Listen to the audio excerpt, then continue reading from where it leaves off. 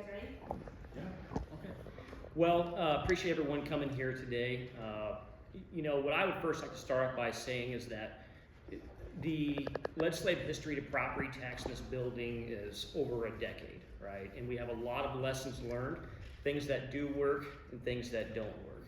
And after we concluded last session, we took a good hard look at some of our proposals we've had in the past and tried to figure out really how do we change the conversation in this building. And that's what was unveiled today in Senate Study Bill 3001, right? And the way Leader and I kind of describe it essentially is that property tax just can't be a mechanism out there, some other bill we have to pass. I mean, we really need a vision behind this. And what we provide today in the Senate is a vision. And that vision is that when valuation or your property home inflation goes up more than 2%, the rates automatically come down. It's a vision that permanently going forward, every homestead Iowan has a 50% taxable discount on their home. It's a vision that we want good qualities, roads and bridges. We heard that loud and clear from our constituents over the interim. And finally, it's a vision that ultimately, when you pay off your home at a certain age of life, you have to be able to own your home. And that's what we put forward here today. I hope we really kind of change the conversation, not just in the building with the insiders, but throughout the whole state of Iowa, right? Like how do we really bring forward a property tax bill where people can see some meaningful relief in the end? Not just a tweak here or, a ratchet there, but ultimately, how do we transform this system? I think that's consistent with the messaging that you've been hearing from me for the last 3 months. Right? I mean, I think I've done interviews with most of the folks in this room. To take Senator Dawson's comments, there's two approaches. You can nibble around the edges, or you can tear a system that we've slapped Band-Aids on for 40 years and take it down to the chassis and rebuild it.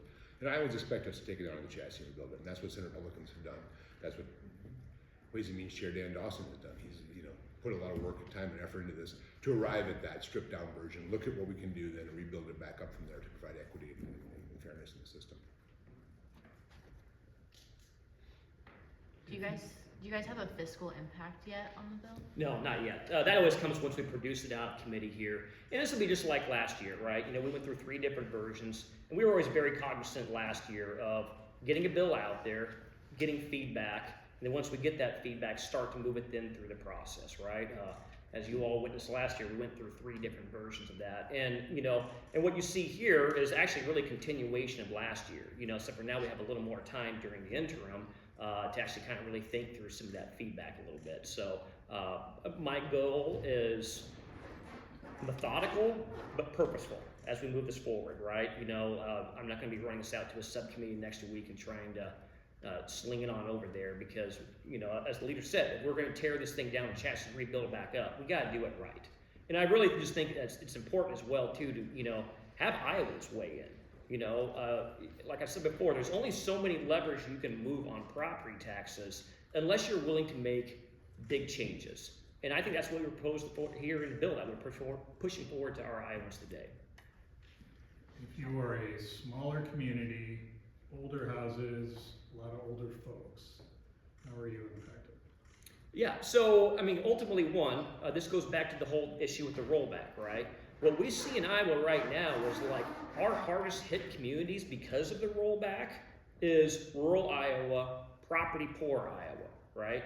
And by phasing out that rollback and getting all the valuation on the system is the first thing to help our small communities. And as what you see forward in the bill we brought forward today, we have 2 important mechanisms. The first mechanism is that we are in the minority of states that do not index our gas tax, right? That's all constitutionally protected. It's guaranteed to go to those roads.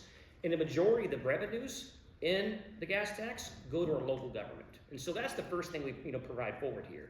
Secondarily, we say that, okay, in a very limited way, if you need more revenue, then the communities have to take a vote to raise their sales tax at that level. Right now it's a penny, we propose a penny and a half, right? We hear a lot of times feedback on what, local control. Well, that's the ultimate local control. We are going to redesign this property tax system, and you keep it at the local level if you decide you need more revenue or not. So that's how we kind of help them a little bit there. Help them a lot, a little bit. Getting rid of the rollback, providing alternative revenue sources. What's the mean meaningful difference when you're talking about getting rid of the rollback and putting a 50% exemption on homestead value? What's the difference in terms of the impact to the state and also to people, their bill? Yeah, well, I think from the versions you saw last year, let's be very clear, I'm not sure if I said it before the group, but, the Senate has a viewpoint that we're trying to propose a new taxation viewpoint here in the state. Either you own property that your family lives in, or you own property for income. And those should be two entirely different taxing type situations, right? What we find right now is that, a normal household out there could be paying the same percentage of property tax, their taxable value because of the rollback, as to what some of the big corporations do out there. And that doesn't make sense. And actually even saw the president last week even talk about, outside investor capital, coming in and buying up some of these small houses there and stuff like that. So that's why we really try to focus on the homestead. It's not just the homestead Iowans. We want to say to all America, come here and homestead in Iowa. Because ultimately, in the end, as we phase out this rollback, as we put the property that you have for income on a different system, we want to preserve and make sure that it's a steeper discount for those Iowans for the actual homes they have for their family. How would your bill affect people who rent in apartments and people who own apartment buildings? Well, here's the reality from a few years ago. It's very hard to target a bill that helps apartment or tenants, right? Because ultimately what we've seen the past last 10 years is that no matter what they do, what we do, rents still go up here in the state, right? And that's probably, to be very diplomatic, yet as well neutral on this. A lot of our apartment buildings are not owned by the small family, and that's really where we come back to in the system here, is that we have to ultimately get these houses, we want to make home ownership enticing as well as achievable, right? And not putting all of these residential and multi-residential complexes and units in the same taxation system. Yeah, I'll leave it there at that. So the people who own the apartment buildings, are they going to be paying a higher rate then? They're going to be paying, it all depends on where your jurisdiction's at. There's a difference between Council Bluffs and Des Moines and Adams County and Scott County. So just like last year, when you roll up to 100%, it depends on how much valuation you have and how much your rate comes down. We're just saying that every one of those, what you're describing there, everyone's going to pay 100% on the dollar of taxable valuation. But everyone's rate is coming down here within the bill too, which goes back to the premise: when the roll-up occurs and when housing inflation goes up more than 2%, your rates come automatically down. Because that's been one of the higher crimes, I would say, from a Ways and Means chair in the last few years, is that assessments go up and a lot of local governments just leave their rate as is. And they pocket a 5, 10, 15, 20% increase. And then they'll go back to the voters and say, hey, we didn't raise your levy, which is probably one of the more atrocious statements out there, because the question should be not when did you last raise the levy, but when did you last lower it based upon a 20% surge in valuation. Looking at a situation, for example, you own a single rental property, like for myself. I own a rental property in addition to my house. Yep. Now I can assure you, I charge my renter property taxes. It's included in the rent. I can also assure you, my renter is a person who could not buy a house. So I think under this proposal, when you say, I won't pay property taxes, but she will. No, so I'm in your same boat. I have a rental house as well too, right? So but I would say as well, let me finish here. What I would say as well, there's a difference between the property taxes I pay for the house that my kids are in and versus that property I own is a business investment. That's the reality. It's a business investment where you are going to deduct your expenses on your tax bill. That's the way most people do, right? It's like, we gotta be very clear on this. This is, when we talk about business investments, which is what a lot of these units are here in the state, or multi-residential, people are deducting their insurance, they're deducting their property taxes, all on the income side of the bill. Whereas if you're, an individual family, you don't get, I mean, you take it off your taxes and that's it. So these are all expenses there that I think we have to have a broader conversation in the state on, again, on property you own for income versus property you own to live in.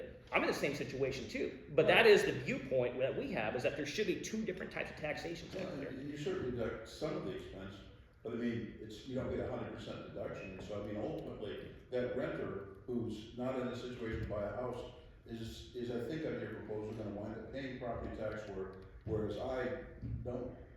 Well, but what I would say is this, don't we want the renters out there to be able to get into a house as opposed to paying full freight, what's currently going on right now? I mean, that's where the greatest, let me be clear on this, the greatest tool for the middle class to build wealth is home ownership. And that's where we really focus here in the state of Iowa, and this proposal is on the homestead. How can we drive this homestead to make it one of the more attractive in the United States here? So that people will not only just stay in the state, but actually come to the state. Is there enough housing stock for everyone that wants a house? Well, I mean, I would defer you to Debbie Durham on that one. Every community is different whether they have housing stock or not, right? So. But isn't there a lack of, I mean. Oh yeah, and to be fair, how many years have we been working on it up there? You know, we always have the, low and moderate income housing tax credit. We have a lot of programs up here as well too. Actually, I would challenge anyone to say that we haven't worked on housing stock here for my entire tenure up here. Maybe other than during the COVID year when we came back in 2020 briefly. I think we've had a housing bill every year, and I think we've actually made some great strides in the state. Can you walk me through Division 3 and the school levy, what that kind of come up? Yeah, same proposal as last year. We have a lot of school districts, their management levy, that they're sitting on between 600 and 700% surplus on funds, right? We have to make sure that we are taxing what we need and planning for the future and not just stockpiling cash. So what we're saying is there, you can have, I have to go back and look at that portion here again, you're putting me on the spot. But ultimately, in the end, I think it's around 170, 180%. You know, that's a decent cash flow to prepare for, problems down the road. But ultimately, we can't just leave the levy the same and continue to build a stockpile of cash and the property taxpayers out there looking for relief. Have you had conversations to this point with your colleagues in the House or with other governments about this plan and kind of give a sense of how similar or different it might be to what they could propose? Well, I think we're waiting. So my understanding, the House will probably drop their bill sometime this next week potentially. Governor's office will have something out this week. I think she'll address this tomorrow night in her State of the State address. So we're still waiting to see actual language. At the end of the day, we'll take a look at the language and see where the overlaps are with the Senate's version and see where we have consensus and have those conversations continue on from there. You said that it will be jurisdictional. Obviously, that means that rural areas are going to have some different impacts than more urban areas. Mike, you're from rural Iowa. I just wanted to know how you plan to ensure that those rural residents are still going to access the services like EMS, public health services that are already few and far between in those areas. Well, I think Senator Dawson's done an amazing job making sure we're not squeezing a balloon someplace as far as the ability to provide funding for those services. I also think there's a lot of value in this session. We'll have conversations from the Senate Republican Caucus about what does an ROI look like on the tax dollars spent at the local level? Are there rooms for improvements? Can we engage in conversations? Are the 2080 agreements that are out there to allow you to cost share certain services and overlap where we see, are they being utilized, to the fullest extent possible? But I want to say again, Senator Dawson's done an amazing job putting this bill together to make sure we're not unintentionally squeezing a balloon for services. And I'd say additionally as well, the same conversation we had last year, right? One size fits all does not work. We have found that out time and time again here. We try to maneuver this, maneuver that, and that is kind of like one of the premises and the fundamental portions of our bill is limiting that rollback. Some rates will come down more than others, but ultimately every jurisdiction is going to be independent as opposed to a blanket statewide system of you're all on a rollback and you're all under a 350 levy or an 810 levy. An 810 levy means far different to Council Bluffs than what it does to say Coralville, right? Totally different property valuations there. So that's really why that starts off with getting back to the basics. Everyone will be independent within the overall structure here, but they will all be in their own valuation silo. And we're not trying to force Adams County down to the same standard as Scott County.